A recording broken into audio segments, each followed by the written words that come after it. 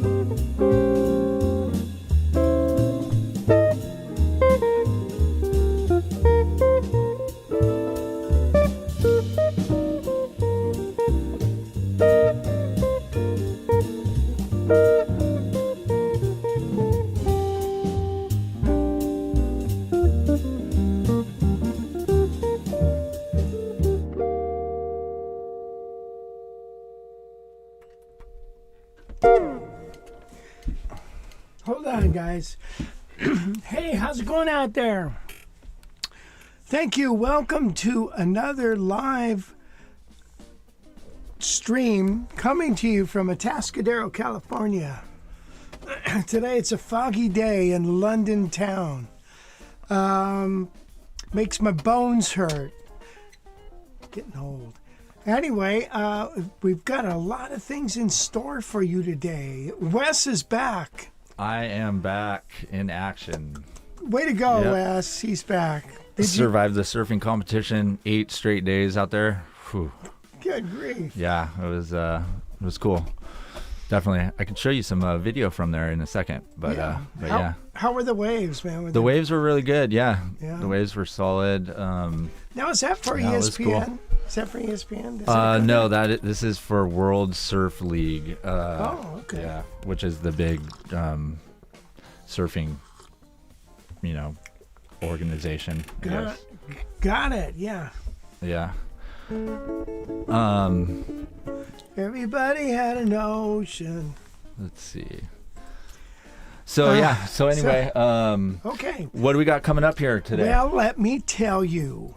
We're going to talk about this little guy right here. This is is this a brand new model? I mean, I haven't seen it. It's a couple years old, I think. Couple years old. It's it's called a Deluxe 59, and I think it's pretty cool. Pretty cool guitar. We're going to talk about this. We're going to talk about some of the live classes that we've got coming up, and one of them, the next one, is going to be talking about rethinking scales. And so we'll give a little sample of that later on. Let's see, we're going to, I just got back from the Orange County Guitar Show, which was a pretty good thing. It was a lot of people there. A lot of foreign people coming from the NAMM show. Then they come over here. So we'll talk about that. I want to mention that there seems to be a lot of buying going on with the Japanese. For a while, the Japanese a long time ago, was buying up all the archtops. I mean, all the vintage guitars. Then they started selling them all, and now they're back to buying. And you're probably asking, did I sell anything? Did I buy anything? And I'll tell you all about it when that comes. Yeah. You sold something, you bought something. Both interesting moves for sure, definitely. And plus, we got some video too from the show, so we'll show you that too. It's so you can get a feel for what it was like in there. So we got that coming up as well. Here's what it looked like in Pismo on the last day. Oh wow. So this is, I was the instant replay operator. So this was like the little replay reel that I put together. Oh, wow. For the end of the show. So basically just clip it. Every time someone got on a wave, I would clip it and replay it. And do you know how they judge? Yeah, I mean, there's so many variables. It's on the wave size, how fast you go, how hard you go, how technical you are. I mean, I would not want to be a judge for surfing, but these are all the rides that were like 7s, 6s, and above. So these are all like the big winning rides right here on the last day in the finals. So boy, that looks huge. That wave? Well, maybe not. It's just the angle. The drone angle, yeah. So anyway, that's what I was up to for the last while. But it was fun for sure. Man, that drone does some nice pictures. Wow, look at that. So anyway, does that make you want to go surfing? Not today. It's freezing. Yeah, it's too cold. You're a body surfer or a bodyboarder. Bodyboarder. Okay, got it. Well, gee whiz, Wes, why don't you? Let's see who is here today. Thanks for joining us, everybody. Actually, before I jump into that, we are here every single Thursday. So subscribe now. Look at these graphics. And join us. We're here every Thursday at 11 a.m. Pacific time, so you can count on us to be hanging out here. And so bring your questions, requests, all the fun stuff, and yeah, comment in the chat. So we want to make it interactive for you guys. So leave us a comment, and if you don't already subscribe to the channel, also subscribe. And then if you're new to Guitar College and you don't know anything about it, go to guitarcollege.com and get one of the free lessons and try it out. We have all kinds of cool stuff at guitarcollege.com, including all our guitars for sale. And yeah, so anyway, let's see who's here. We got a lot of people here this morning. Thanks for hanging out. Damon Michael, Gary Chalibus, the Frampton in Ontario, Marlene Seeley in Cleveland area, Mike Brandenberger. He says, hi, Rich. I've got a Gibson 350T with P90s. It's one of my best sounding guitars. Yeah. So we're going to probably put it up against you brought your 350 out there, right? I did. Yeah. Awesome. Sweet. Paul P-Man's here in SoCal. Tom in Connecticut. Big Steve in Olympia. And Don Boudreau over in Manhabe. Don, how's it going? Midnight Blues in Florida. Hey, Lachlan's here. Good to see you, buddy. Adrian and Gordon in UK. Gary Salima. Hey, Gary. He's over in Italy. He got a new guitar. We'll mention that in a second. Tony right. Al Amin. How's it going, Tony? In New Jersey. Rodney T. down in SoCal. Mark Larkins. Been gigging, so he missed a couple of the live streams, man. Mark. Yeah, just too busy over there in the Nashville area. Advent Jack, how's it going? Ding, Advent Jack, Tampa, 78 degrees. Oh, there man. we go. That's what I want. Jeez, what are we doing here? It was really warm at my place this morning. I mean, it was probably going to end up being 65, 68 at my place compared to the 43 it is here right now. I know. That's freezing. Russell and Kirby, how's it going, Kirby? What's up, buddy? Kirby! Andrew in New Jersey. Hey, Andrew. And then John Burkhart in South Dakota. Tim Patchen. What's up, Tim? Timmy Patchen. Lewis Taylor, Chicago. Stephen Christopher. Rob Ketterer, Wisconsin guy. Jeff Himes. Jerry Boyton. And Jim Rolfe rounding us out. Jim Rolfe. Way to go there. Hey, Jimmy boy. Yeah, man. So very, very nice. Yeah, I saw some of these guys at the shows. Rodney, Jeff. By the way, Jeff in Nashville there. He is enjoying a 775 that I got for him, and so that's a good thing. Oh, let's see. Where Guitar College store. Yeah, so the Guitar College store is coming up here soon, guys. I've got a couple things in there now, but this thing's going to start being loaded with stuff. guitarcollege.com/store. It's going to be super cool. This is where I wanted to bring this up real quick because a lot of you guys have been asking for the replays of our live classes. You're like, you missed the class, but you still want it.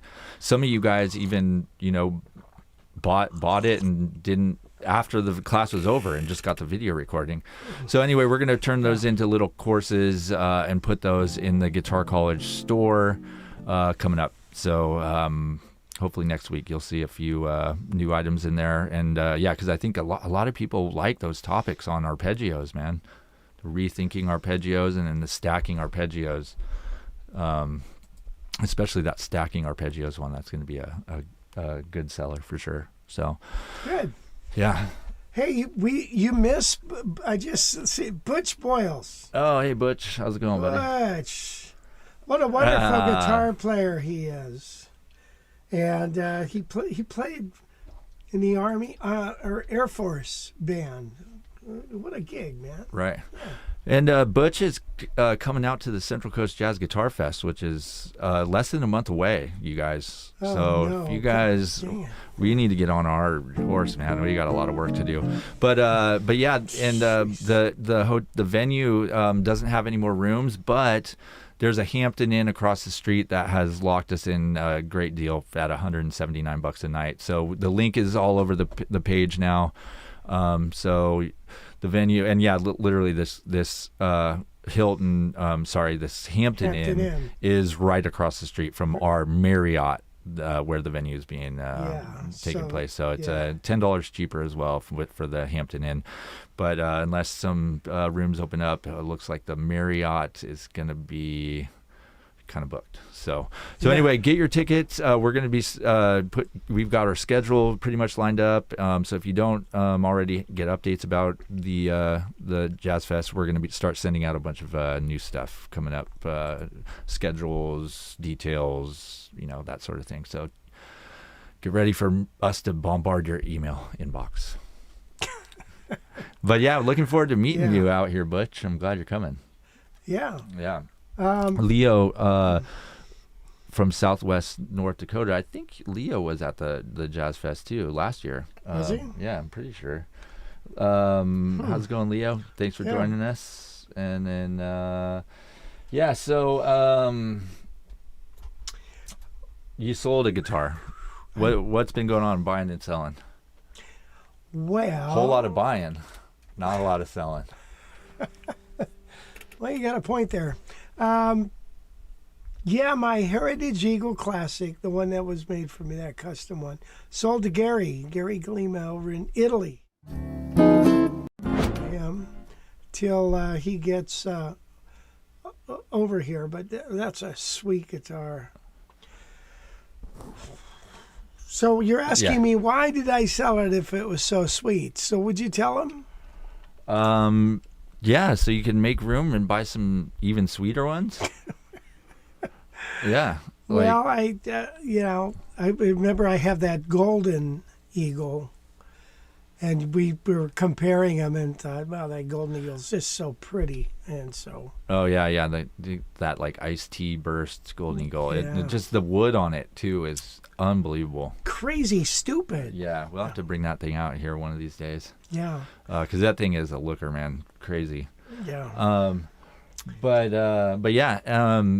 And so you also sold it because you wanted to make room to buy some stuff like this, right? Yes, I bought this from a guy. He's become a pretty good friend now. His name's George. He's a wonderful guitar player down there in L.A., and he was a very good friend and student of John Pisano. And so anyway, he's got this. This is a 68 Birdland, and that's a redone pickguard. But the guitar just, sounded so good. I was at the show there and I was playing it and thought, Eddie's been bugging me to buy it. And so I bought it. And so it's a sweet Birdland. I mean, it's sweet. It's got, I don't know if I had to replace those pickup covers or not, but I think I'm going to just leave it. It's where the pick guard gassed off and it ruins the pickup covers. I think he said he's the third owner of this guitar. And John Pisano, he brought it to see, he'd bring it to his lessons, and John would say, don't ever sell this. But of course, that doesn't mean anything. You sell it anyways. But John kept saying, don't sell this, man. This is your retirement right here. So this guy also has, you know what? I have a picture of me buying that with him too. But this fella George, he also has John Pisano's 175 that D'Angelico put. D'Angelico made a guitar for John, and the real D'Angelico guy, so John was like, I like my 175, I like that guitar. He says, well, leave it with me. I want to do some things to it. So he took the fretboard off and he put on a D'Angelico fretboard. So you look at that guitar and it's a 175 with block inlays, and you're like, what's going on with that? So, but anyway, got that. Are we going to do some Birdland comparison next week? Is that what's on the edge? We can. Yeah. So I mean, you have three now. So yeah, I don't think I need three. Yeah, and two 1968. So you think you like this one better, though, right? Well, I actually haven't taken the other one out to compare. I think the other one is older, to be quite honest. It's older than a 68, I think. Right. And then the other one, too, is hard because it's that crimson one, which is that's super sweet. Yeah, I know, man. But then you got this one. This one kind of matches the your 68 L5, too. It's just that same and finish. the 68. The 68... what is it called? Super 400. Yeah. So we have the trifecta. That's true. The 68. Now we just need a 68 Roadrunner. Right. Mm-hmm. Yeah, so I don't know. We'll see what happens with that. But I tell you what, the older I get, these fingers just don't want to stretch. And that Birdland, man, that Birdland was meant to fly. That's what you ought to use as a title. Right. The Birdland built to fly. And so anyway, on that Birdland, I like I always like a bigger body, but I'm willing to sacrifice something to have that short scale. God, that guitar sure sounds fat. Yeah. Sweet. Midnight Blues says no, Rich wants to keep the Wes. So that was one of the big reasons why you got rid of the custom Eagle, because you had just gotten that Wes. Yeah, but now then you have 3 of those too. But now somebody really wants to buy that Wes Montgomery, and he's a really nice guy. And how many L5s do I need? I like that 68, but I love the sound of that Wes Montgomery. Yeah, crap. See, that's the thing. You don't have a Wes Montgomery though. That's the thing. So that thing is sweet too, man. God. Yeah, if you're wondering what we're talking about too, you can go to our past live streams on here and look at all these guitars that we've featured in the past. I also posted a couple videos. I posted one yesterday on the custom Eagle, and then the one on the day before on that Herb Ellis, which is a really nice guitar too. Herb Ellis. Gail, after that live stream last week, Gail said, man, that Herb Ellis, when you were doing the fingerstyle tune, man, that thing sounded so good. Yeah, so that guitar is on here. She's developed quite the ear, I got to say. I always ask her, what do you think of this? Because she's pretty knowledgeable about it. Right. She's heard a lot of guitars in her day. She has. So, yeah, there's a bunch of pictures that I just took of this Herb Ellis on here, so check them out. And then I just posted this video here. I like that, man. Yeah. That's cool. So yeah, check it out. And then, we also got a few other things on here. This guitar we'll be talking about a little bit later with the P90s. Let's see. What about the guitar show? Let's talk about the guitar show. Yeah. So what was the attendance like compared to the obviously? So the weekend before was Bay Area. Well, 2 weeks. 2 weeks. Yeah, but the NAMM show always brings in a lot of people. So on Friday or on Saturday, there was a lot of people in there. Right. Sunday was not so much, but Saturday was packed. So.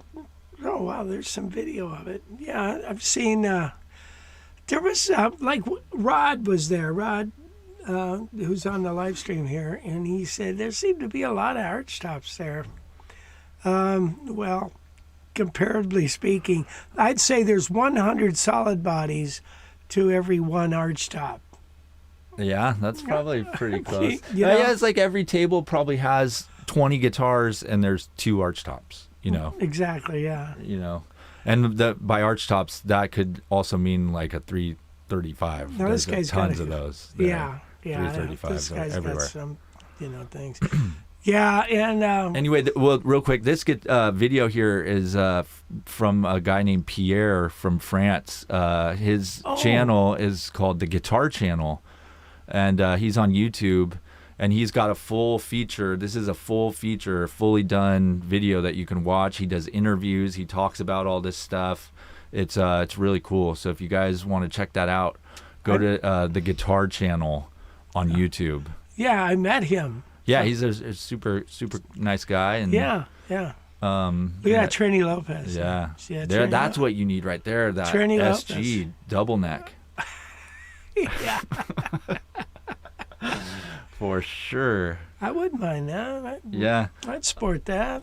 Do you think the Fires had any like? Well, I was talking with Larry about that, and he said maybe a little bit, but not much. Right. Yeah, they were the Fires. They're quite a ways away, but of course they're going to impact everything around. Right. But yeah, And then here's some of the dealers were here. That's Pierre on the right, by the way. Yeah, there he is. And yeah. he went around and did a bunch of interviews and stuff. Now, see the guy with the glasses? Uh-huh. That's Jimmy Bryant's son. Oh wow. Jimmy Bryant, for those who don't know, was just a badass country player in the early late 50s and 60s. I mean, he was like, you listen to some Jimmy Bryant music, hey, that's ours. Yeah. That's ours right there. Right. All right, now check that out. See that big old gold, that big red guitar? Yeah. Yeah, that's Greg's. Now he's the one. He wanted me to get that and bring it home, and I probably should have, but he wanted me to sell it on consignment kind of thing. But I don't know. That's a Super Eagle. Super Eagle, yeah, and Gotcha. it is like brand spanking new. It looks like beautiful. a freaking Yeah. thing. It's got some shine to it. That Johnny Smith there, people were all over that Johnny Smith, and that son of a gun sounds really good. Look at there you are. You're famous. Oh, there I am. There's that Super 400 we were mentioning too, the 68. That kind of matches the Birdland that we were Right, showing before yeah. as well. And then there's the Herb Ellis. But yeah, cool. Looked like it was a cool show. And yeah, so if you guys are interested, there's Larry. He interviews Larry, and Smile, Larry. yeah. Larry's a great guy and funny guy. So if you guys ever want to, as the owner of a guitar store, and the other hat is you are the organizer of the show, correct? Correct. We organize the 3 California shows as well as the Nashville show and the Dallas area show. Okay. And I do vintage guitars between shows. Mm-hmm. I don't sell out of a storefront or online. I just sell at the shows. Okay. And where is your nice. Yeah, he's a cool guy. Let's keep it matter of fact. Right. people can He's like probably on the website and everything? This, No. you done yet? You done yet? Right now. I just sell at shows basically. But yeah, Larry's a cool guy, man. What an Larry's interesting. He's become a good friend. Yeah, for sure. And man, talk about a guitar collection. Jeez, I well, wouldn't even like Not how only, many. not only that, he has a cowboy museum in Oklahoma. Is he in Tulsa? He's in Sperry, Right. Oklahoma. It was around by Tulsa, I think. But yeah, he's got a little museum there, and he's got like whose Cadillac does he have? Merle Travis's Cadillac. Oh wow. Yeah, he's got a bunch of stuff, and Amplifier City, and so if you're ever in that Tulsa, area, go look him up. Yeah, for sure. I mean, I wouldn't even. He probably has like a warehouse full of stuff or like warehouses. I mean, and all of it's so nice too. It's just. No, it's not. Well, some of it is. I mean, Some for of how it is. old it is. Like, Well, Larry cracks me up because he's the guy. He'll bring guitars with 3 strings on them, and like I tell Larry, you got to at least put some strings on these things if you want somebody to buy it. And he's like, yeah, he'll make fun of it and stuff, but yeah, he nice. he does that a lot. Like he had a L7 there, which was actually very nice. No, let me take that back. L7s are pretty nice guitars. The binding was shot. No strings, no pick guard. It was an acoustic L7. And, he had the bridge taped on the headstock there. And so somebody could get that and really make a nice guitar out of it. But anyway, that's the kind of stuff he has. And then he's got some real nice stuff, like you said. He had a real nice 65 175. I mean, really nice. And so he's had some nice guitars. You know that, Wes, you know the fancy L5? Yeah. That guitar came from Larry. Oh, right. Gotcha. Yeah. That really ornate one. Yeah. Yeah, so those guitar shows are cool. I haven't been to one in a while. Well, the last one I went to was that Nashville one, which was Nashville. that's pretty That was big. A couple of years ago. Yeah. Oh, yeah. That's a big one. That's when we saw Vince Gill. Met Vince Gill. Yeah, pretty cool. I want to get down to one though. I haven't been in a while, especially the California ones. I used to. Well, you know, the San Diego or Santa Maria show is no longer now. Oh yeah, well they moved to slow and then it ended, right? Yeah, it was yeah. in slow this past, but that's not even. That's a little hall, it's tiny. Well, yeah, compared to Larry's. Yeah, it's like a little airport hotel banquet room full of 15 tables. Yeah. Larry's, especially that one in Nashville. I mean, some of those guys have booths that are like 15 tables, and they're all like every which way, and it's like the guy probably has like on display 100 guitars. You're like, wow. Yeah. I mean, if you were to knock one over, man, domino. It would be domino. You could do some real damage at one of those shows if you knock some over. But so, you know what I sold? Did I tell you? Oh yeah, that's right. We teased that. What was it you sold? I sold a 1949 Gibson GA50 amplifier. Nice. And I just got it. Rob Riggs, who's a lot of times on this chat here. I haven't seen him today. Rob is so nice. He took it to an amp fella, Classic Amp Repair in Hollywood. And he said, this guy, his name's Mike, is probably the best guy around to fix your amp. And because I'm taking that amp to a couple people, and now I put their arms up and go, but this guy had it nailed. And so I thought, I'm never going to use this. It's fun to look at and stuff, but it's kind of heavy. It's got a 12 and an 8 in it. Howard Roberts, the reason I bought it is I was reading an article. Howard said, man, it's the best amp ever made. So I thought, I'm probably never going to use this. And so I thought, okay, I've got it in my car. I picked it up from Rob.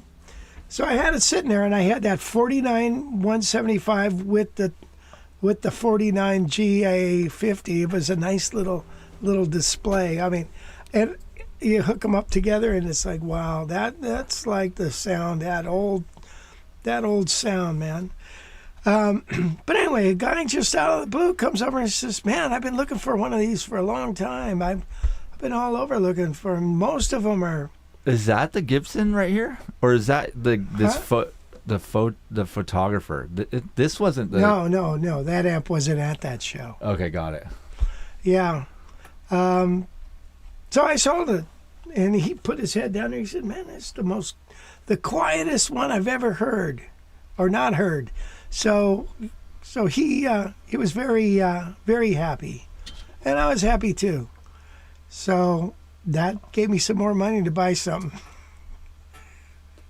Oh, nice. I mean, it's true though. Like, when was the last time you actually played that thing? Well, it was screwed up, so Right. When I first got it, it was playing okay, and then I don't know what happened to it. It just kind of freaked out. So. Right. Let's see a couple comments here. Let's see. My personal Mark Larkin says, Advin Jack. Let's go up there. Or Jim. Sorry, Jim Rolfe. What is a little screw hole near the bridge pickup for? On where? That's on the Birdland. Oh, there was a custom-made plaque that says custom made. That was there. Oh, gotcha. I don't know why. Right. But did you see they screwed the bridge in? Oh, no, I didn't. But I was talking to Greg DeLordo, who's pretty much the authority on. Oh yeah, you can see it there. Unfortunately, I can't pause this video, but You know, he says, yeah, a lot of guys did that. You know, what the hell? So what? You know, right. Screwed it in as long as it's in the right spot. But we'll take a look at that guitar next week. Right. Advent Jack asks, Rich, do you find on the Birdland that when you're working on the frets 14 and up, that the frets are a bit too close together? It's close. But think about this. Think hard. Think. You know how those guys can wail on a mandolin like it's nothing? You know, the scale length on a mandolin is nothing. So, yeah, it is. It could be a little tight, but I don't play up here anyways. So, yeah, you're right. It's tight. There's no doubt about it. But one thing that I've learned is, if you have super low action and you play very lightly, yeah, you have no problem with string spacing.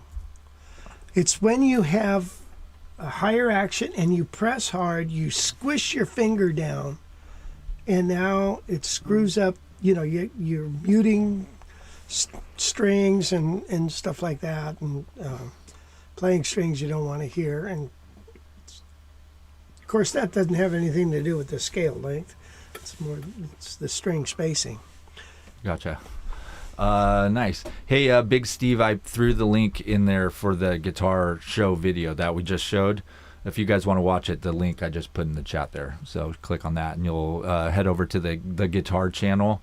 And I would subscribe to his page. He's putting out some cool content. He was also at NAMM. So if you guys are looking to see what NAMM was like, he's got a good 30-minute feature at NAMM. Yeah. And if you go over there and you watch it on YouTube, make sure you tell him you saw it, the teaser from us. I think he would appreciate that. Yeah. So anyway, yeah, thanks, Pierre. We really appreciate it. I did send Pierre the link, so hopefully he sees this. And then let's see, another question here, or interesting comment from Mark Larkins. My personal favorite tone of all your guitars is your Gibson L4. Really? How does the Birdland stack up tone-wise? Well, the Birdland doesn't have the sonics that the bigger boxes have in the longer string length. You'll see. But these three that I think are the best sounding Birdlands I've ever played. I've played a lot of Birdlands at shows and stuff because I've always wanted one. And I had an Epiphone. I had 2 or 3 Epiphone ones. And they just don't, they're close, but they're just not good, you know?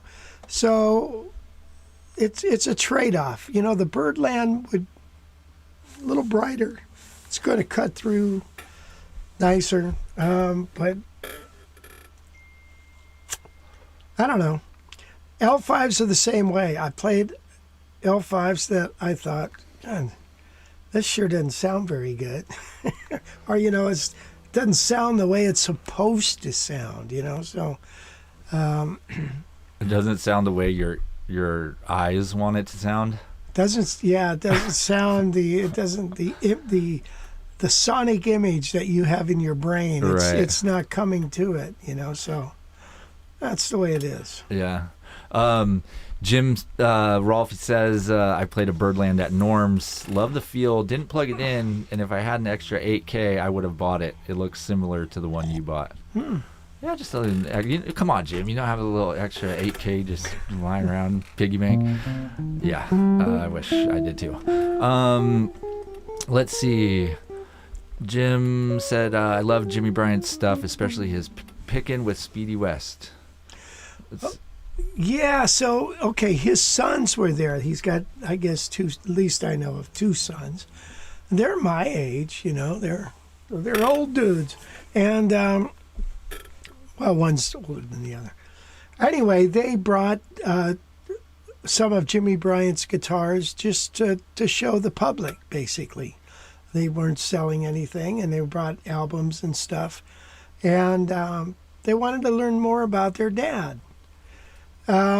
So I just happened to know Gary Newmark played with Jimmy Bryant when he was like 22, way back in the day.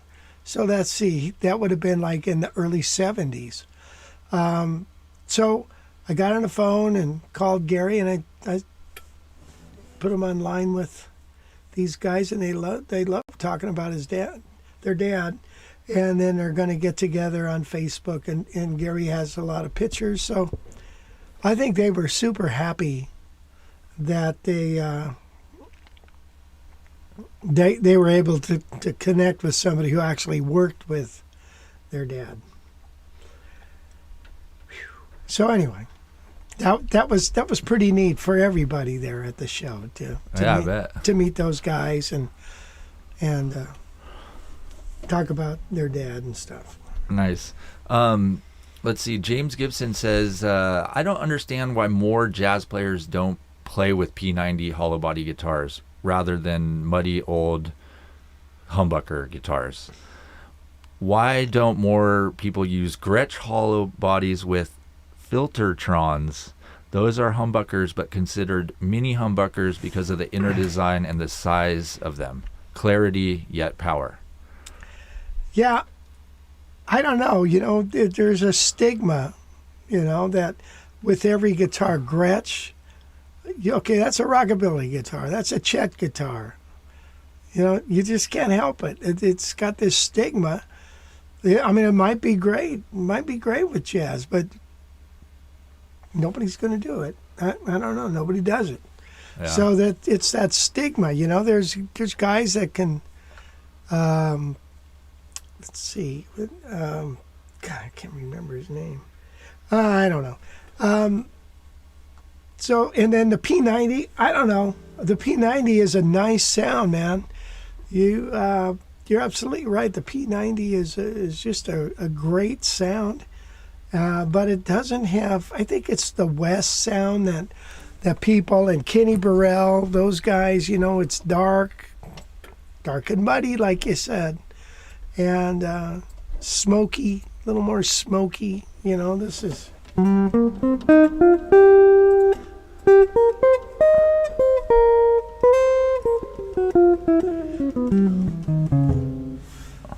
It's a pretty nice sound. Sounds really good. But it's got a nice. It's pretty bright on the high end, isn't right? It? Yeah. It cuts through. And then James said, "Darn, he played at the OSC Guitar Show. Wanted to go, but too bad, couldn't make it." Let's see. Any other Midnight Blues? I'm sure you have, and I can't remember. But what are your setup specs? Low as possible. Lowest action humanly possible. Try to, yeah. Without buzzing. Yeah. So what I do is, you want to make sure you get the nut cut so it's pretty low. That's one thing. This is really good the way they did this. I think I filed that one down, the E string a little bit on the nut. But that was the only one that needed it, just so it's easy to press. And then try to get the action down as low as you can. I put it down till it starts, I get the neck straight. And which means after a while when your strings lose tension, the neck might hump and you'll pick up some buzzes. That's why they put a relief in there. All right, so then I get it straight. And then try to, put it down till it starts buzzing and then move it up. Well, it stops buzzing. And there you have it. It's pretty simple. Nice. And then, let's see. Gordon said, octave playing on humbuckers cannot be beaten by any single coil pickup. Which I'd have to agree on that. But we're gonna find out. We're gonna start this here in a second. Merlene has a good comment here. You want to beware of the headstock. Put a bag over it and listen to the guitar. Yeah. Yeah. And then let's Well, see. I thought you meant beware of this one, because if this hits you, boy, it's going to do some damage. Yeah, let's see. Advent Jack said, I've read on a handful of occasions that the older Gibsons and Epiphones were clearly built better than the old Gretsch guitars were. Yeah, interesting. Anyway, let's get into this D'Angelico here. So we are dealers for D'Angelico. So if you guys do want one of these D'Angelicos or any D'Angelico, you should give us a call, because ours come with a setup and some other perks. Guitar College Library subscription worth $300. Here's that spec sheet. Yeah, so this one is the D'Angelico Deluxe 59, strung with our your custom gauge strings that you see there on the on the page. D'Addario Chrome Brights. You see the gauges there on the string. They're available at guitarcollege.com/strings. And then we are going straight into a Mackie mixing board, so there is no amp going on. So you're hearing this thing clear as day right into the board. So first off, do you want to play something? Kind of get us refamiliarized with the sound of it, since the last tune we played was 50 minutes ago. Been that long? Jeez, that's a lot of talking. Yeah, don't be afraid to leave us a request, you guys, if you got a song you're working on or want to hear or something like that, and if he can do it, we'll do it for you. Okay, let's see. There was one that I had planned to play. Night and Day. I thought, let's try Night and Day. Night. Is this it? Wait a minute. No, it's Night. Ay. Maybe this is it.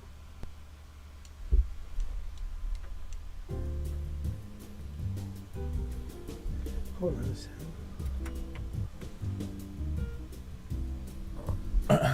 Okay. All right, well, anyway. All right, let's go.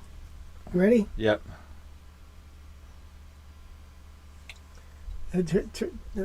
Turn it on. I'm good. Play it. Let's go.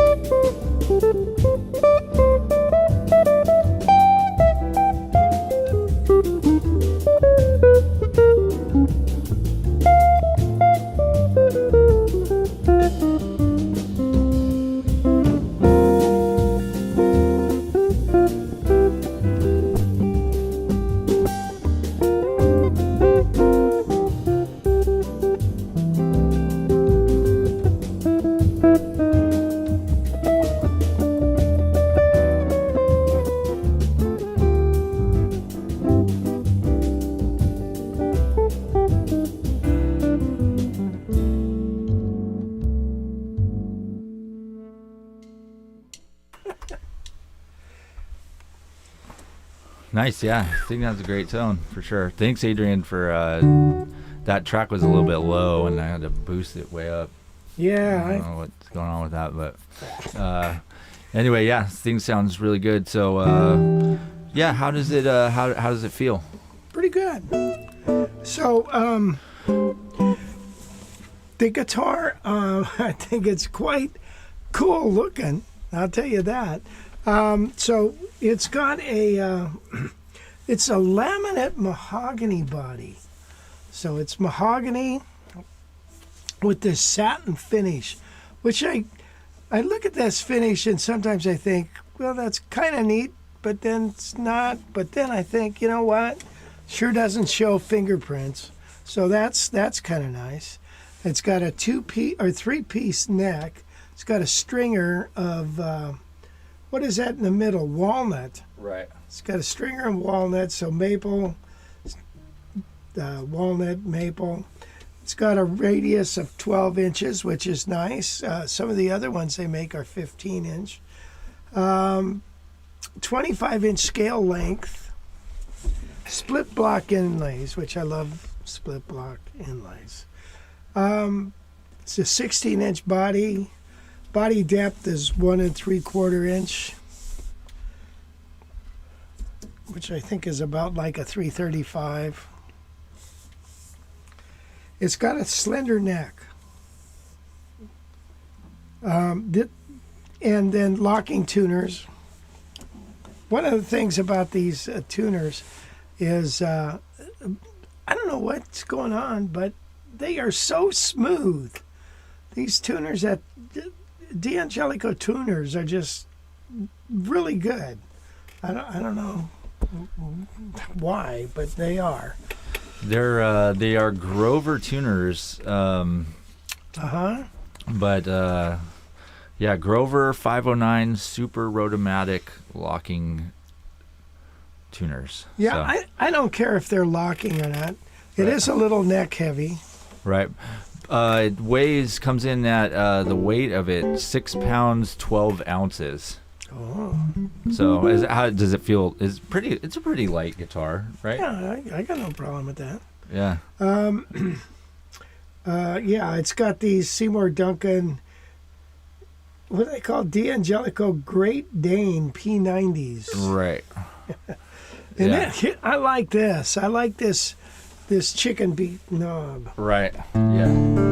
So here is the guitar with the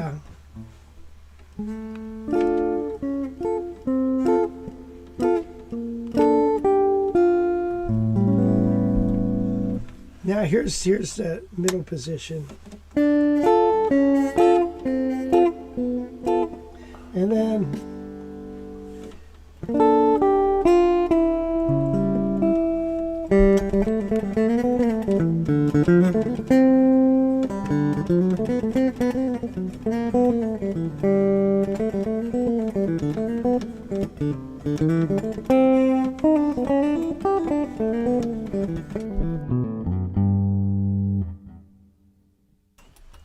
got that country twang, and then here's the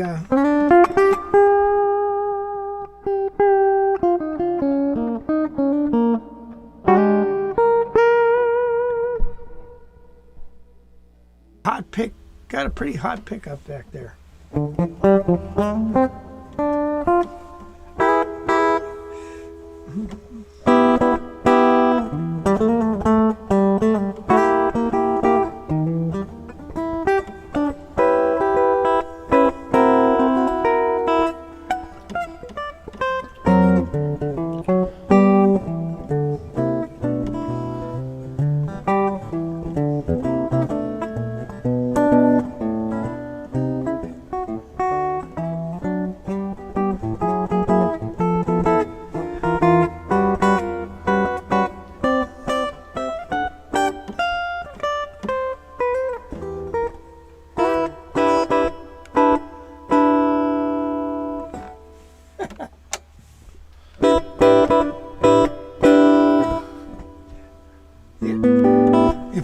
If I could play Chet stuff, I'd do it.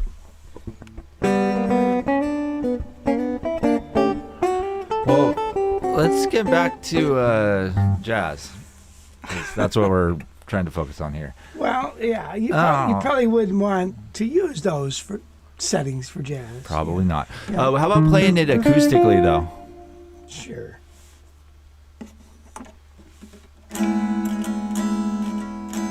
Pretty loud.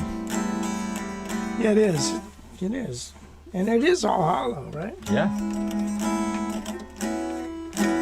Yeah, this is D'Angelico's most expensive archtop that they offer. Oh, it is? Yeah, Even more so than the big ones? Yeah, $21.99 for this one. Wow. Comes in 3 colors. You got, this is the one that we have, the satin trans wine. You got satin honey, which is sweet, and then satin brown burst. Ah. Yeah, so that's kind of similar to that Soho thing, but Right. cool looking guitars. So I forget who asked the question earlier, but let me find it. Their question was about the satin finish and the neck. Does it make a difference? Does it feel different? No, it's nice and smooth. It feels like it's not going to get sticky. When you play, you know how Gibson's a lot of times it gets sticky. And I was just talking to somebody about that. When you sweat and stuff, or there's a lot of humidity, Gibson's heritage as well. They get sticky. Right. I don't see this happening with this. It's more of a poly, some kind of weird poly finish on here, I guess. I don't know, but it's I don't think they say what kind of finish it is. Just the color. Yeah, it just says satin. Yeah. But I don't think that's going to be an issue. So I think it feels great, really. Feels like raw wood, actually. Yeah. Yeah, that was a question from Danielle. She said, yeah, the finish on the back of the neck, wondering what they do with a satin body. So yeah, that's definitely an interesting part of it for sure. If you're used to playing glossy stuff, that might feel a little different. Yeah. But I don't think it's anything that you wouldn't just get used to right away, Yeah. And then even prefer afterward, like you're going to prefer it more Right. than, the Gibsons, sometimes they get sticky without a doubt. Yeah, the neck on that Yamaha acoustic that I got is a satin thing, and I like the way it feels. I do, because it does get kind of sticky sometimes. And then Advent Jack asked, Rich, how do you rate the chicken head knob for pickup selection as compared to the toggle switch? Yeah, I guess you got to get cooler. used. You got to get used to it. If you're doing a lot of switching, one thing nice about the toggle switch, you just go like that, boom, boom. This you got to actually turn, but it's not too often that you do that. You might be playing around and then on a rock gig or something, and then play it.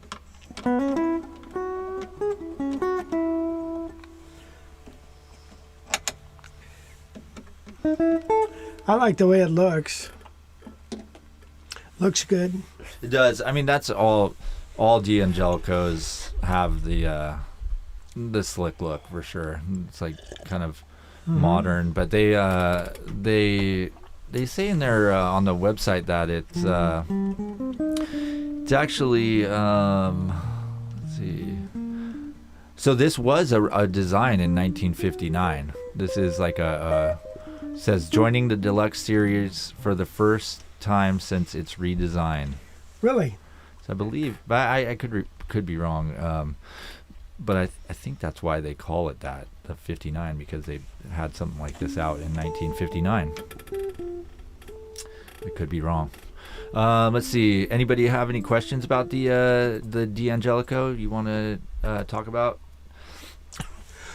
Excuse me. That headstock is just so cool. Yeah, which is and it's got that lampshade little thing there in case you need one. all right. Whoops. So yeah, very cool guitar. Thank you, D'Angelico, for letting us feature it. And yeah, I mean, you could.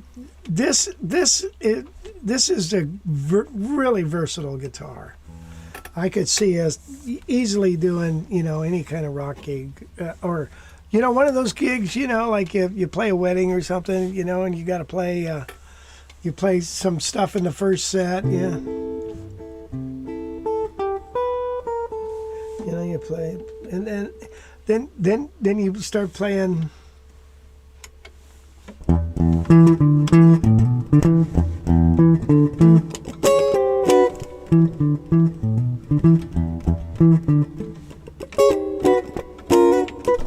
And then you might go into your lead.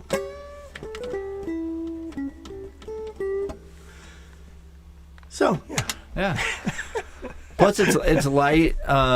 It's a lighter light. guitar. So if that wedding, goes on and it's on. like 4 hours long, your shoulder might be able to take it if you got this type of guitar on there. El Guitaro 69. What brand pickups are they? They're Seymour Duncan Great Dane P90s. Yeah. Not sure what Great Dane is, but Seymour Duncan. Yeah. Yeah. Did you see the message Don wrote about his So the Gretches? yeah, I have 2 Gretsch guitars, and you can get a nice jazz sound out of them. The 6118 and the 6122 Country Gentleman, but not quite like a big box, more like a 335. Right. Yeah. Yeah. Right on. Right on. Yeah, I mean, I wonder if you whoops. What happened? I took us to black. I wonder what happened if you. I wonder what if you changed out the pickups in a Gretsch thing, if that would make it. If the pickups are maybe geared more towards getting that rockabilly sound. Oh, I think so. Yeah. Yeah, absolutely, yeah. So. Let's see. Jerry asked, is D'Angelico still making anything from the Vastex factory, or are those days gone by? I'm not sure what that is. I don't either. I think they're all made in Korea now, I believe. That one is. This one is, definitely. Yeah. Jim says, liking the DA Deluxe 59. Wish I had an extra 2.1K. Yeah, well, Jim, give us a call. We can knock a couple $100 off for you. Jim, so far you're like, you want this one and the Birdland, so let's just make it an even 10 grand. There you go. Perfect. Jim, you crazy boy. Yeah. Let's see. Yeah, Suzanne Nordrum says, hi, Rich. Susan. I'm looking hi. I'm looking for someone to bring a guitar back from Australia if any of your listeners are headed there. Okay. Yeah, there you go. So, hey, anyone That's going? Lewis. That must be Lewis. Anyone going to Australia and want to help someone out and take them a guitar? Well, you can't ship to Australia either. Is that the? I've shipped to Australia. I don't like it. I don't like doing that. But this says he's to bring a guitar back from Australia. You use DHL. Don't use UPS. No. All right, how about playing like a fingerstyle piece on that instead of this like he's like things that no one ever like.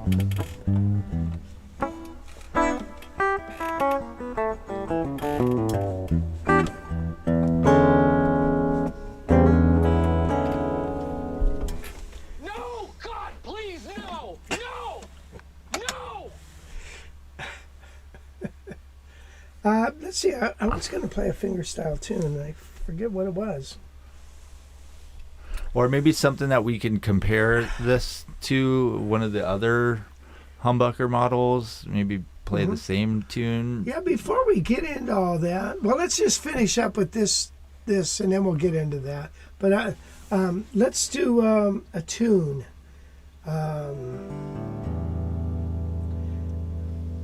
Well, I started doing this one.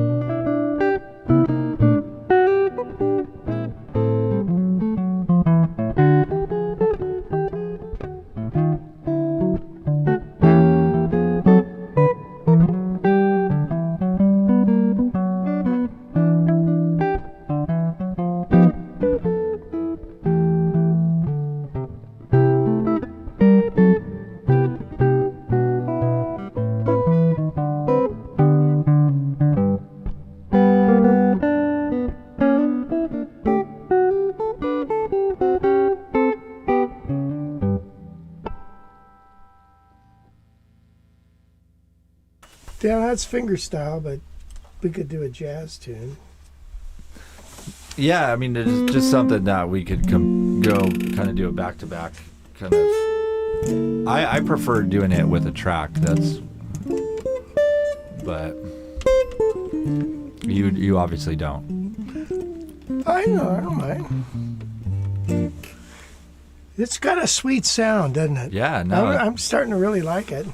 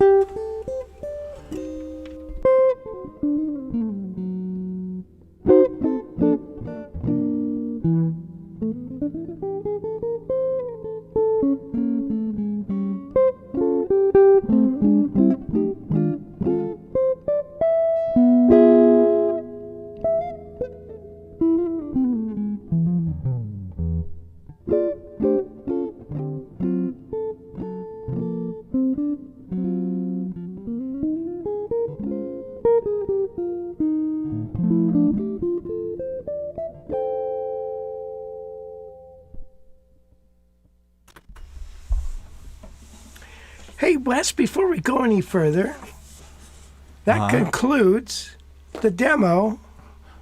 Well, we are going to try to compare it to some other stuff as well, so we will. Why don't you tell them about... I'm good. Go ahead. Do what you need to do. So we have jazz guitar accelerator openings, guys. If you're ready for...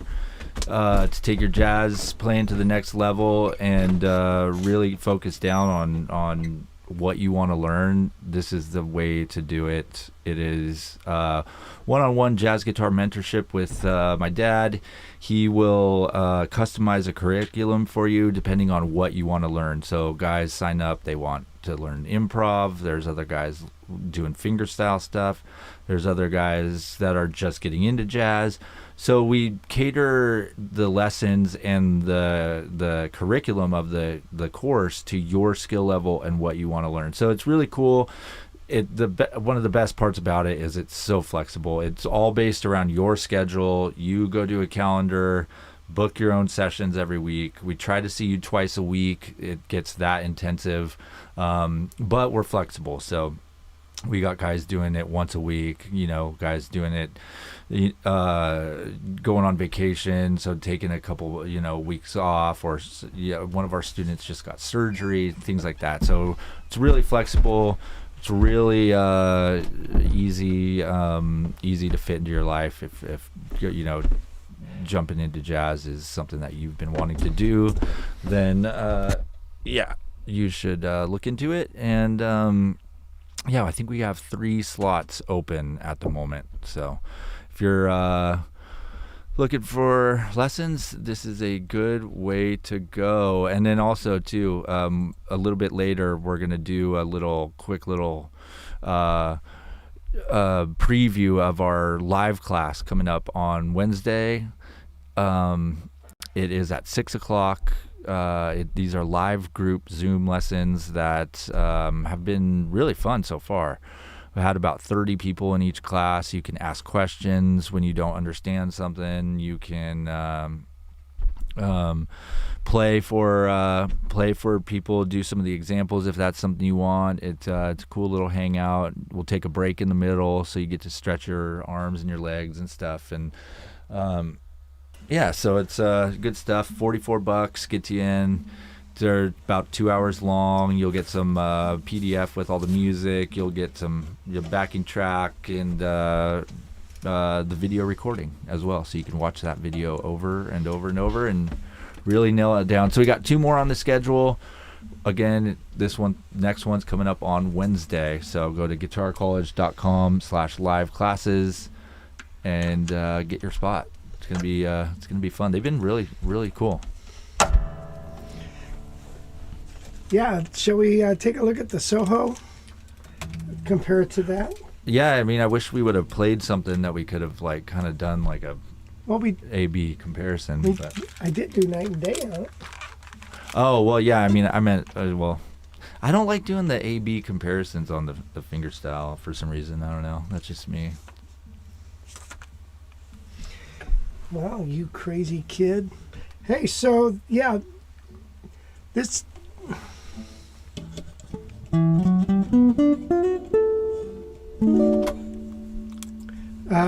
Yeah, this is a little more acoustic. So listen.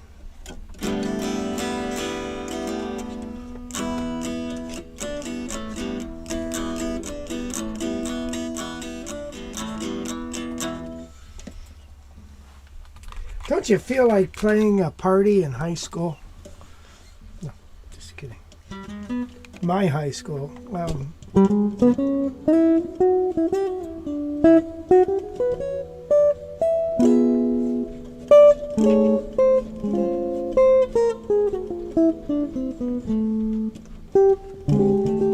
So, shut off the overhead a second.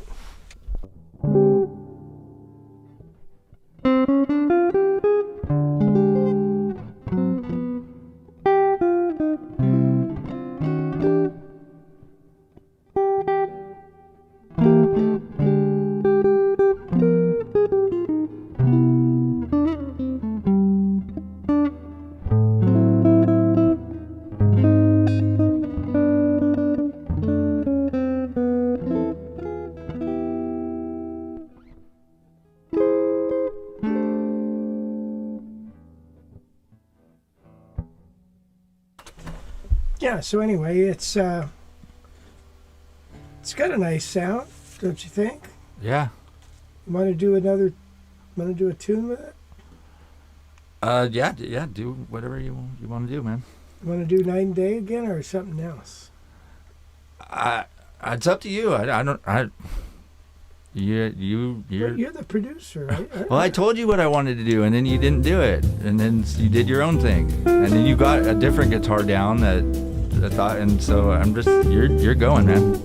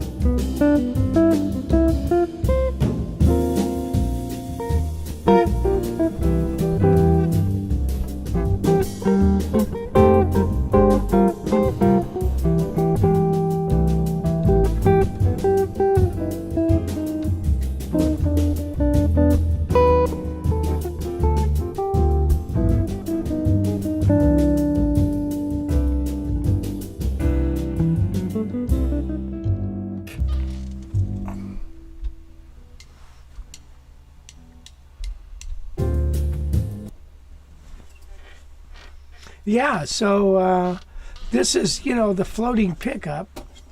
A little brighter, don't you? But I don't know. Do you think it's any brighter? No, definitely not brighter. El Guitarro 69 said, I find the Soho a bit warmer than the 59. That's for sure. Wow, that's a trip, huh? So is this a solid top or laminate? It's laminated, isn't it? Yeah. Laminated spruce top. Yeah. Laminated maple sides and back. Mm-hmm. With Seymour Duncan mini humbucker. Yeah. Boy, that Seymour Duncan, he gets around, doesn't he? Sorry, no. Kent Armstrong Jazzy Joe floating mini humbucker. Oh, Jazzy Joe. Kent Armstrong. Kent. Nice guy. But yeah, same dimensions, basically, I believe, except body width, it's 15 inch instead of 16 inch. That's right. So it's a little bit smaller. Radius on the neck is much different. You're at a 16 inch radius there, and a 12 on the other one. So what's that different? Do you notice flatter. that? Yeah, you do. Sure, it's flatter. Just feels flatter. Which one do you like better? I don't know. I think I like more of a radius. Just my opinion. And also, Advin Jack pointed out it has a different headstock too, so it doesn't have that thing in the middle. So it may be a little bit less head heavy there. Yeah, maybe a little bit. I don't see the weight on this one, but yeah. But so very, very similar guitars. Very cool guitars for sure. Yeah. So but I think, obviously the nice choice. The Soho is made for jazz, whereas that the other one is more of a versatile guitar. Right. Yeah. So yeah, true. So try to find the weight though on this on this guitar, because it's probably a little bit lighter, I would imagine, than the other one, but it's hard to find the weight on some of these. It doesn't really feel that much lighter.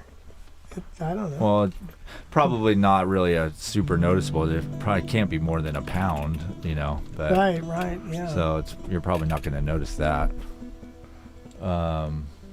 True. Yeah, let's see. Wow, P-Man says, wow, 16-inch radius is super flat. 16-inch radius always kills my wrist, says Daniel. Interesting. Yeah. Yeah, your wrist. You know, that's what I worry about. And is more my wrist than my fingers.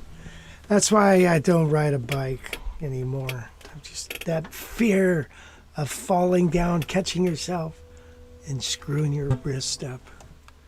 Whew, that would be bad news. So, Yeah. you know, You should live in a bubble. yeah, Bubble Boy. Right. This I think is a wonderful choice. They're both nice, man. They're both really nice. I think they're about the same price, right? The 59 might be $100 more. $200 more. So yeah, if you're looking to get a D'Angelico, definitely give us a call or email us for sure before you get one somewhere else. But yeah, the Soho is $19.99 and the Deluxe 59 is $21.99. So pretty good deals for those guitars. We should also mention that the 59 comes with a hard shell case. That's right. And the Soho comes with a kind of a higher end gig bag. Yeah. So there's the case on the 59 there. Oops, here you go. And so a really nice case, obviously. But yeah, the Soho will come in a gig bag, which is it's a real quality gig bag for sure. But that was kind of the idea that when Mark Whitfield designed this was that he wanted it to be an easy travel guitar. So that's why it's light and comes with the gig bag. And so yeah, go ahead and check it out. They're both online on our website. So head to guitarcollege.com for sale and check them out. And all our contact info is there. So if you're interested in something, let us know. You know, one thing we forgot to mention on this, Wes, is you see the truss rod cover? Right. This is ebony. Oh, gotcha. Whereas the other one, right, it's got that metal one, you Right. know, which is pretty there. But this is a little more, less out in your face, shall we say. Right. Now, this is a 51 ES-350. It's got a pretty substantial neck. It's got the 50s kind of neck, which not the 30s or 40s, but the 50s. But the pickups are a little softer. It could be because it's old. You know, the magnets lose their oomph after a while. Let's see, Daniel. Let's see, a couple comments here. The tailpiece on the Soho makes the skinnier strings shorter than the heavier strings. Do you think that that's a point to consider?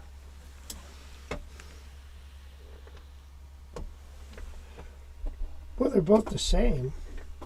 But yeah, the shorter the string at the end there, the tighter it's going to feel. But the easier it might be to bend. So Daniel Lowry says, or asked, is the 59 fully hollow? And yeah, it definitely is. Midnight Blues says, moops. Bubble Boy. It's moops. Let's see. Dawn said, I thought the Soho wasn't as round sounding, a bit brighter to me. Don't know if overhead mic was on. No, it wasn't on. It was straight in there. And that's about it. Yeah. So this one, what are the pickups in this? P90s. Are they like Gibson P90s, or are they the original pickups? Or yeah, original pickups. So yeah, they haven't been swapped out. Bridge is the same. I don't know why they put this on there, but you know, looks to me like a bridge off of Ibanez guitar, you know, back in the day. It's an L5 type bridge, which I like. I think it's more mass, gives it more sustain. It's got new tuners on it. It's got the original frets.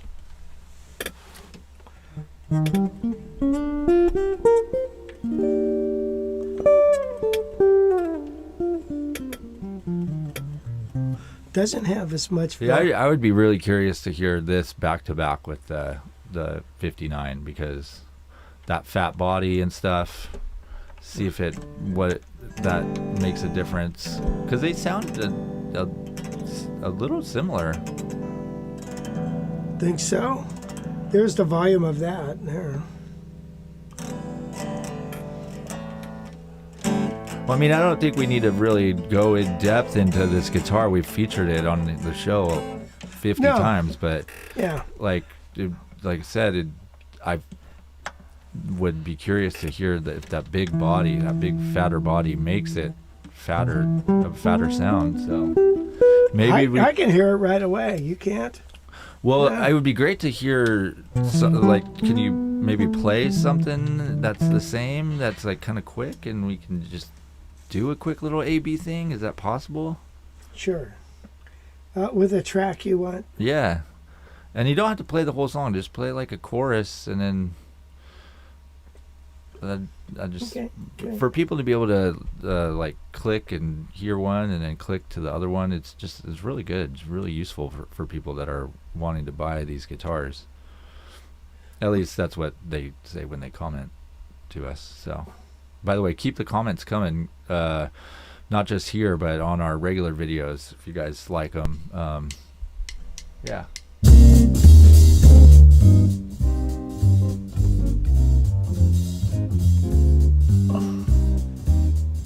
What song is this?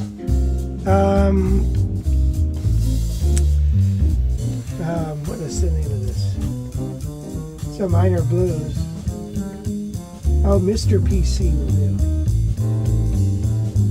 Come on, start over.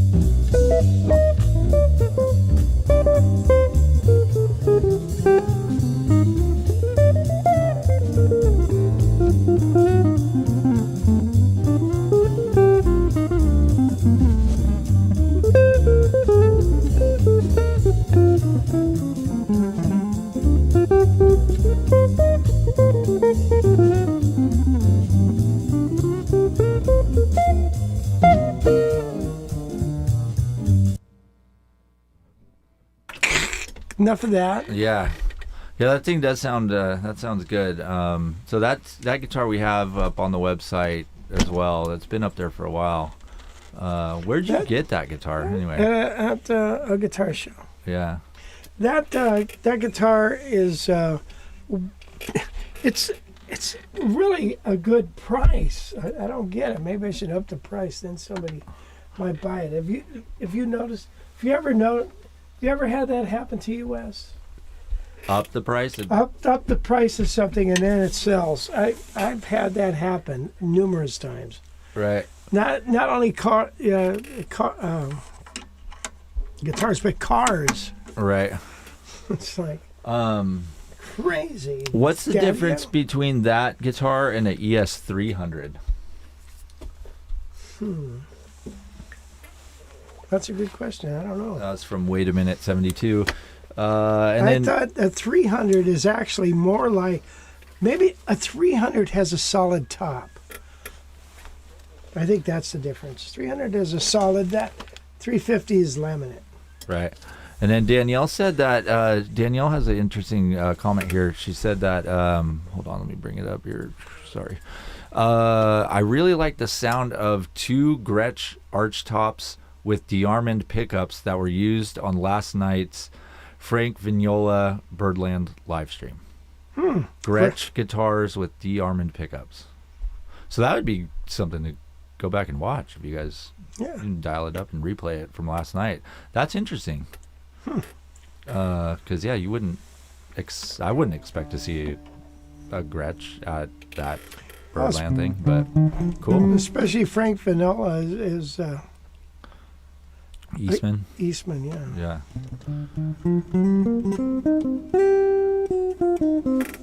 Ooh, wow, this sounds pretty good. All right, let's play a little of that. You want to shut the overhead? Yeah.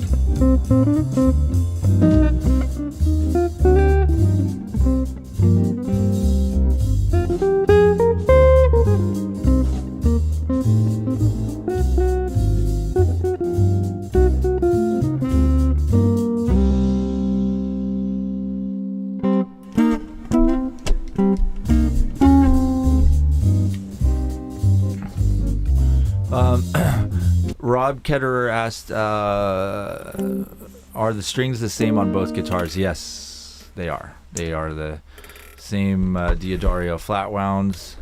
Noticeable difference there, obviously.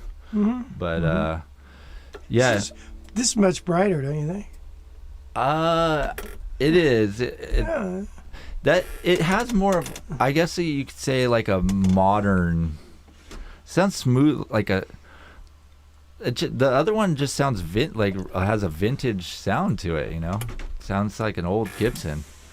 And Imagine that. This one you plug in, it sounds like something like a smooth jazz record or something, you know. Uh-huh.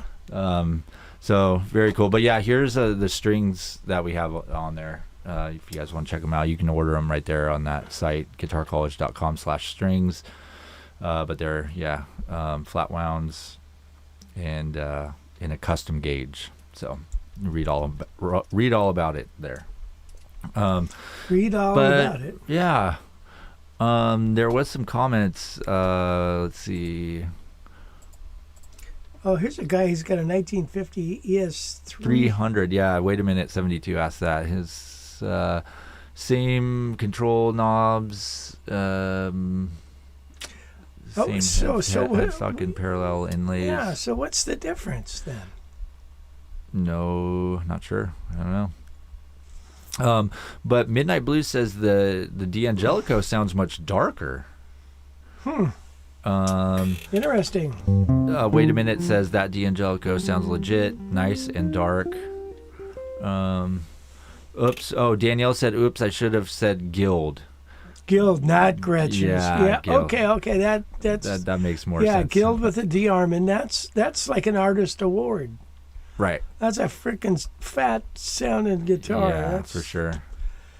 Remember the one I had? But I sold it to Doug Anderson, my dentist. Yeah, that was a cool one. We also have that other Guild with a floater. Oh. We have that one for sale right now for for the price of that one is crazy unbelievable. Stupid. Yeah, come on. Yeah, this guitar Jeez. is such a good deal for $1,200. Like it really does sound good. It does. We should have brought. Well, it does. But blah blah blah. Yeah, but anyway, yeah, if you get that, plus, yeah, if you bought this $1,200, man, and you get a $300 subscription to our library, what more could you want? But yeah, so there's I don't know, the D'Angelico is a pretty good solid choice there for sure. Oh, there. Wait a minute. Says there it is. The cutaway is the difference in the 300 and the 350. Oh, okay. Yeah. It's funny they just don't call it a 300C. Right. Let's see. The ES-350 sounds so good. I'm working and was across the room. Didn't know you switched guitars. And when I heard the 350, I had to come see what it was. Love that thing. That was from Jeff Worms. Yeah. Thanks, Jeff. Yeah, that's awesome. It does. It thing does sound killer, man. Kill. Yeah, maybe we'll have to switch out that video that's on the for sale page or something. Yeah, Maybe whatever, Yeah, but anyway, let's see. I don't care if anybody buys it or not. Let's see. How severe is the 60 hertz hum from the P90s on the D'Angelico? But I originally heard it a little bit. It was hardly anything, but then it kind of went away. I don't know what went. Maybe my hearing went away. But also, is your amp turned on? I feel like there's a hum from like a turned on amp with no. Or is that you have like a loose cable down there or something? Because I feel like every now and again I'll hear it and it'll be like. Anyway,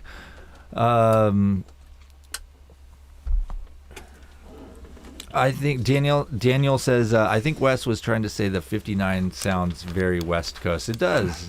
It does sounds like a West Coast. Yeah, like almost a like a George Benson-y kind of smooth, just smooth. The 350? No, the the D'Angelico. Yeah.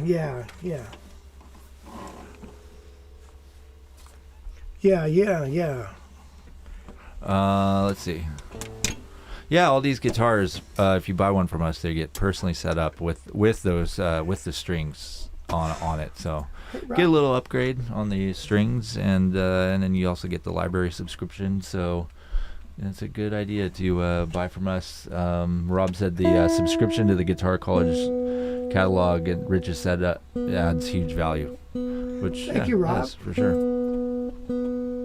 I mean, at least you know that some hands have touched the guitar, and as opposed to getting one from a Guitar Center or something where no one's touched it, and it comes all bubble wrapped and stuff, and you have no idea what it's going to play like when you pull it out. You could be really happy or really sad. So, let's see. Advent Jack says with the Gibson 350T name, the T represents thin line. Yeah, that's like Chuck Berry played. And the 350 also sometimes came in a Birdland scale. Oh, that's interesting. Yeah. Well, that's got to be a hot item if you found one of those. Yeah, they're out there. I mean, just 'cause some people just love that Birdland scale, you know, but they don't want a thin guitar. Then what do you do? Yeah, you're out to lunch. There's a guy that has a Golden Eagle with a Birdland scale. And he offered it to me, and I wish I had the money. I would have bought it. But then I think, how do you I don't know how many people would want that, besides me. That's an interesting little thought there. Yeah, that's rare, huh? Very custom order. Yeah, and then this is another guild that we also have on the website, and this is from the 1960. Yeah, but these pickups are the Lawler pickups, yeah. So this guitar has been reworked. It's got new frets.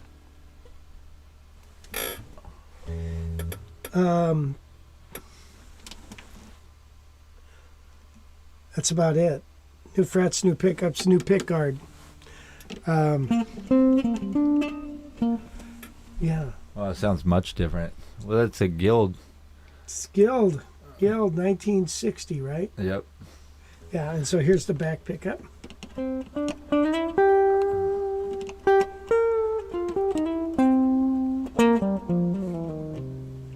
In between. Ooh, that's cool.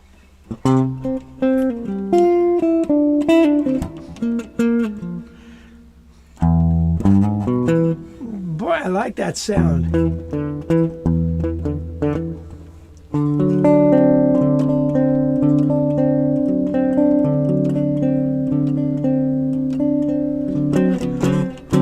When I was just a little boy, sitting on my daddy's knee, Papa said, son, don't let the man get you and do what he done to me. Serenity now! Serenity now! That is so funny. I love that guy, Jerry Stiller. Serenity. Something's missing! Something's missing, all right. All right, you want to hear this with track? Sure. Yes. Cut the overhead there.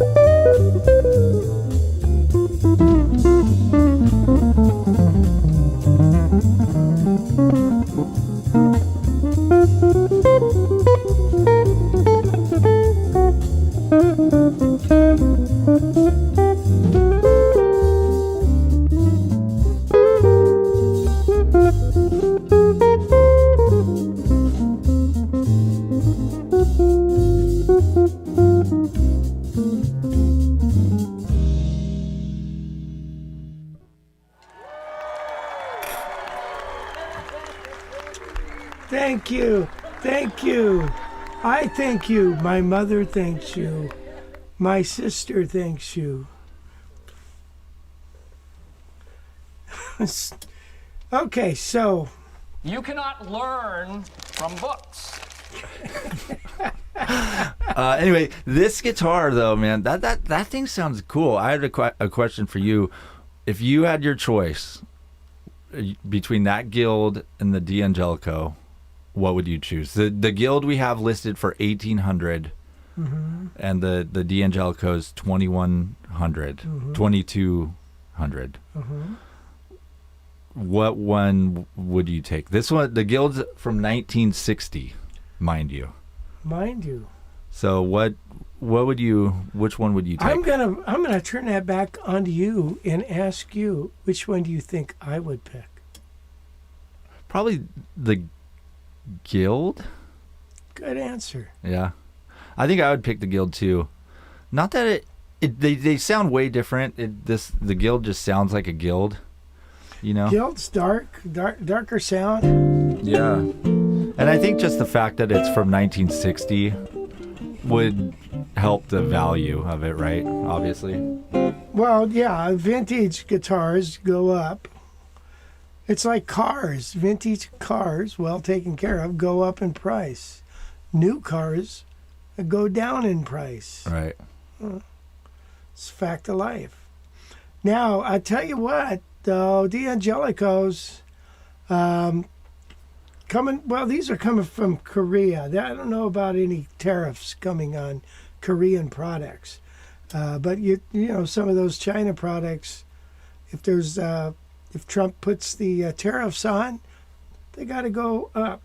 Now, I posed that question to the Eastman rep the first time Trump was in, because he, did that.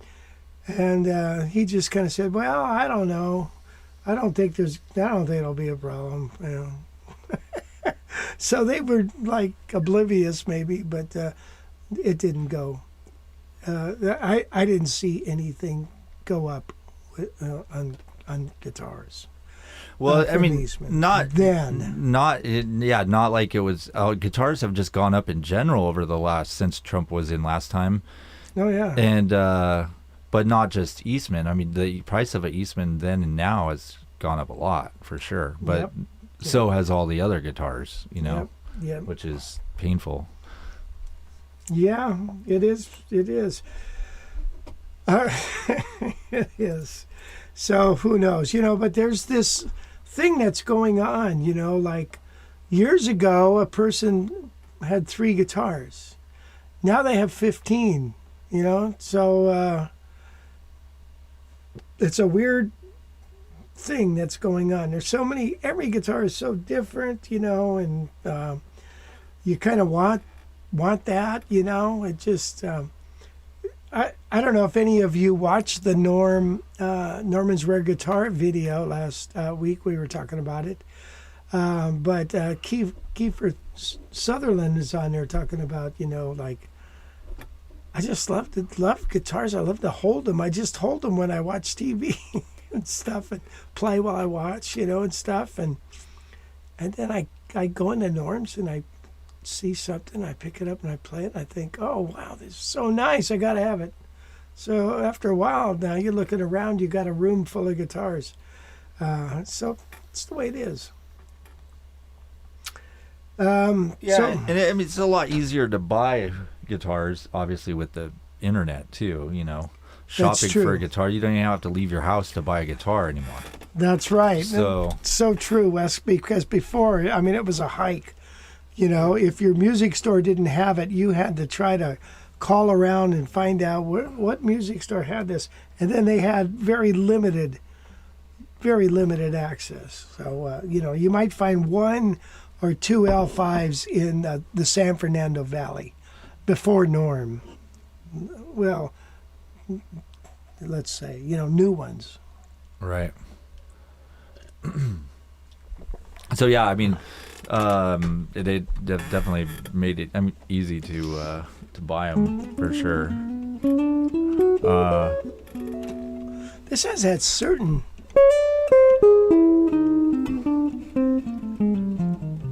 sound, that certain smile. Yeah. Admin Jack had a comment here. He said the 23.5 scale, often paired with a 1 5/8 nut width. I think that skinny nut width stops buyers in many instances. You're absolutely right. I love that neck size. And I know it does. There was an L5 at the show, a 68. He wanted $16,000 for this thing. It was in beautiful shape. But, he actually made the comment, it's got the 5/8 nut. And I said, perfect. The only thing wrong with that guitar is the price. I like that size. That size is, people get all freaked out by it. And when you really just give it a little time, and like I said, if the action is low, there's no problem. So, yeah. But you are absolutely right. People shy away from that nut width, without a doubt. Just like I shy away from 1 3/4. I just had my Ed Schaefer cut with a tighter string spacing on a 1 3/4 inch nut. It made all the difference in the world to me.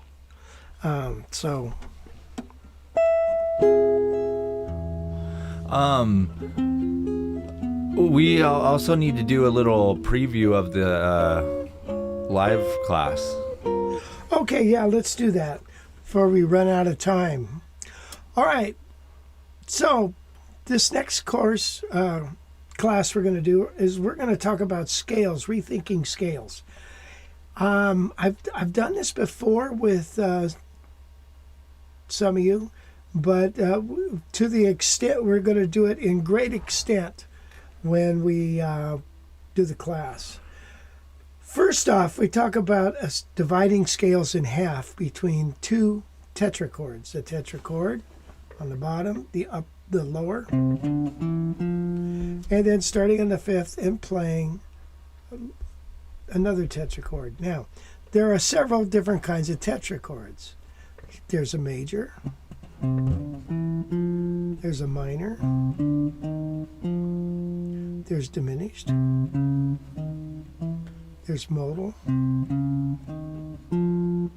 there's a whole tone.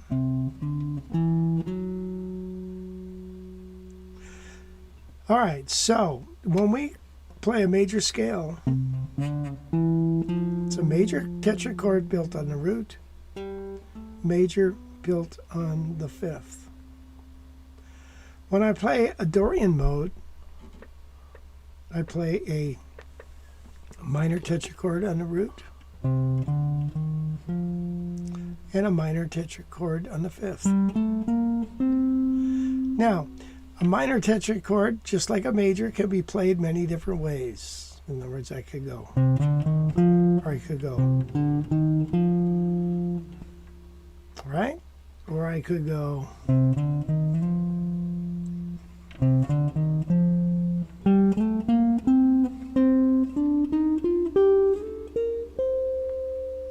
so that would be a Dorian mode or a C minor 7 scale. Now, a dominant 7th scale or a Mixolydian mode looks like this. A major scale in the bottom, a major Tetra chord, and a minor on the top.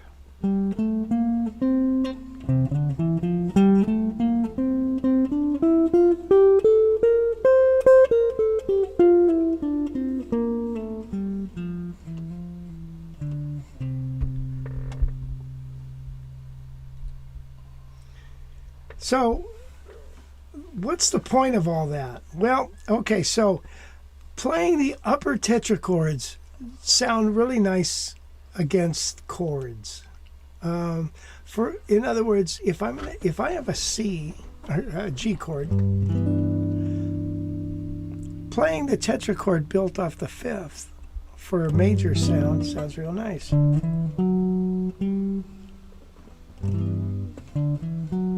as opposed to starting on the root.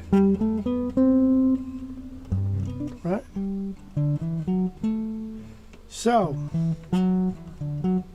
now we're going to explore a lot more of the other ones, like harmonic minor, minor tetrachord, and then harmonic minor on the top, which is half step, minor third. So, if I know where the root is, and I know where the fifth is,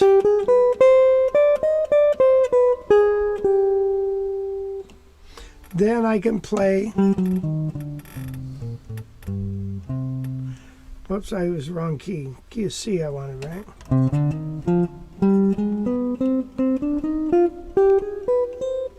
Now, how do we use that?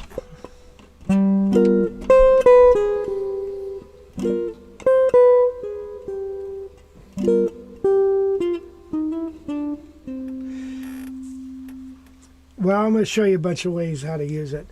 You know, and then we can build all these others. Harmonic minor is a minor, or melodic minor, minor tetrachord, a lower, and a major upper. Oh, hey man, you're a major upper, as opposed to a downer.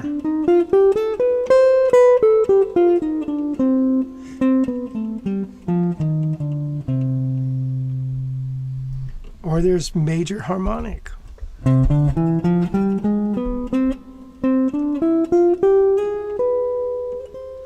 Which it brings out, harmonic brings out an augmented chord in the 5.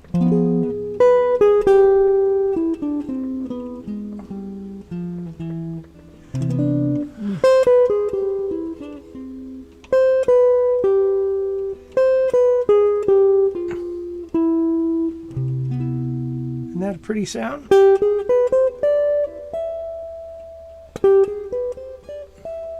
Anyway. So yeah, we're going to talk about all those, number one, constructing them. And what this does is it breaks you out of the cage system. In other words, if you know the formula and you know where the root and the fifth are, you can build the scale. And you can use it much faster than memorizing an 8-tone scale shape in all the cage system areas of the guitar neck. That's a daunting task. But if I know what the root and the fifth of certain chords, I can play of certain keys and how they relate to the chords. It makes it much easier. Now, sequentially, we can play many different ways of playing 4 notes. There's 24 ways of playing them. And then when you add rhythm, it's mind-blowing. So that's what we're going to do. And so class is going to be, what, tomorrow night. What night? Tonight? No, next Wednesday, sorry. Tonight is the mastermind class. Yeah, so if you guys do want to sign up, just head to guitarcollege.com/live classes. Wednesday night, the February 5th at 6 p.m. Pacific time. You'll get PDFs with the class. You'll get probably a backing track, maybe 2. You'll get ways of using the stuff you learned over standards. And you'll also get a video recording so you can download it. You'll have that recording forever. You can rewatch it. And it's all part of the package for $44. So we have 2 on the schedule now, the one on the 5th as well as the one on the 19th of February, and we're going to be adding one more real soon, and then more after the Jazz Fest is over. So get a slot. They've been a lot of fun, and people have been really liking them. Here's a little bit of what they look like here. But yeah, you can ask questions and play stuff and interact, and we take a break in the middle of it, and yeah, it's a cool time, cool way to learn for $44, and you walk away with a month or 2 or 3 worth of stuff to get under your belt. So head over there, sign up, and hopefully we will see you on Wednesday. Okay, well, let's say goodbye. Okay. Thank you for joining us. remember, we're not going to do this unless you show up. So thank you, Wes. Thank you, Gail. Yep. And we'll see you guys next week. And thank you, everyone who left me a tip there. Eddie, Steven, Joe, Gary, Don, Leo, Wow. Lachlan. You guys are awesome. We appreciate you, and we